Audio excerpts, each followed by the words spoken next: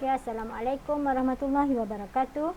Baiklah, hari ini kita akan teruskan lagi pelajaran kita Pendidikan Islam tahun 5 Bidang Akidah, Unit 5 Bahaya Sihir. Murid-murid boleh rujuk buku teks muka surat 94 sehingga 98. Okay, baiklah, Ustazah akan terangkan dulu objektif pembelajaran kita pada hari ini. Yang pertama, murid dapat menyatakan maksud sihir. Yang kedua, murid dapat menerangkan hukum sihir berdasarkan dalil nakli. Dan yang ketiga, murid dapat menjelaskan contoh-contoh perbuatan sihir. Okey, baiklah, Ustazah akan terangkan satu persatu. Okey. Cuba murid-murid fikirkan 3 pernyataan di atas. Yang pertama, ahli sihir berkawan dengan syaitan. Yang kedua, sihir seru jin. Yang ketiga, akibat amal sihir hidup porak-peranda. Okey, baiklah. Ustazah akan terangkan satu persatu. Kenapa 3 pernyataan ini dikatakan berkaitan dengan sihir? Okey. Pengharaman sihir. Okey, sihir diharamkan berdasarkan dalil yang telah disepakati oleh jumhur ulama. Okey, yang pertama, An Abi Hurairah radhiyallahu anhu anin Nabi sallallahu alaihi wasallam qala ijtanibus sab'a mubiqati qalu ya Rasulullah wa ma hunna qala asyirku billahi was-sihru muttafaqun alaih.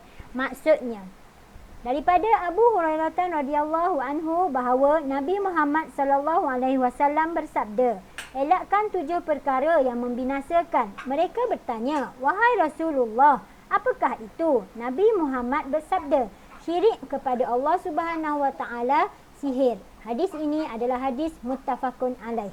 Okey. Jadi sihir termasuk dalam 7 perkara yang membinasakan. Okay, seterusnya kita lihat hukum. Hukum mengamalkan sihir adalah haram dan dikategorikan sebagai salah satu dosa besar. Okey, jadi sihir adalah haram dan merupakan dosa besar. Okey, baiklah, seterusnya kita tengok sihir merosakkan akidah. Okay, ini ada dalam buku teks kamu semua. Ustazah akan terangkan nombor 4. Maksud sihir. Sihir ialah ikatan jampi dan perkataan yang diucapkan, ditulis atau dibuat bentuk sesuatu. Sihir mendatangkan kesan dan akibat buruk terhadap tubuh, hati atau akal orang yang disihir tanpa menyentuhnya secara langsung. Okay, sihir boleh menyebabkan kesan yang buruk terhadap orang yang telah disihir.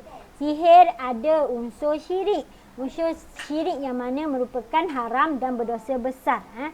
Syirik adalah dosa besar. Mensyirikkan Allah. Sihir ada unsur syirik. Ada unsur syirik. Okey. Seterusnya Ustazah akan terangkan kesan perbuatan sihir. Okey, kesan perbuatan sihir.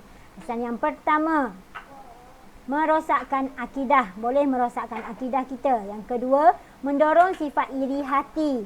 Yang ketiga, membazir wang dan masa. Yang keempat, menyuburkan sikap dendam dan permusuhan dalam masyarakat. Okey. Yang kelima, dimurkai Allah Subhanahu wa taala. Yang keenam, malas berusaha. Yang ketujuh, menjadikan hati kita resah dan gelisah. Hidup orang yang mengamalkan sihir akan sentiasa resah dan gelisah sebab dia meletakkan orang lain sebagai pertolongan kepada apa yang dia nak ataupun apa yang dia perlukan. Okey, seterusnya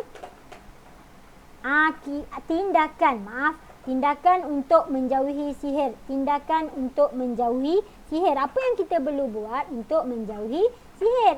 Okey, yang pertama, mendalami ilmu agama. Yang kedua, kita perlu mengamalkan Islam dalam kehidupan kita. Contohnya, kita kena sentiasa solat, jaga solat 5 waktu, kita sentiasa berzikir, kita sentiasa mengaji. Okey, itu amalan-amalan Islam dalam kehidupan yang boleh kita amalkan. Okey.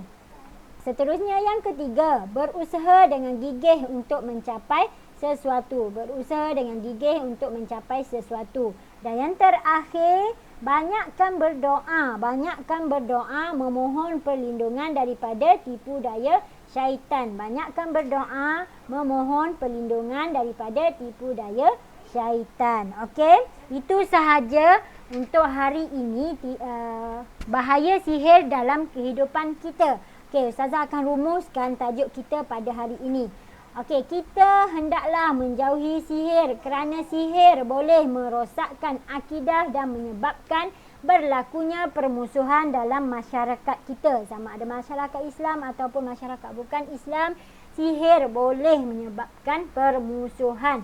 Dan yang paling kita takuti, dia boleh merosakkan akidah kita. Okey. Itu sahaja untuk hari ini. Terima kasih dan selamat belajar semua. Jangan lupa siapkan latihan yang akan Ustazah berikan seperti biasa.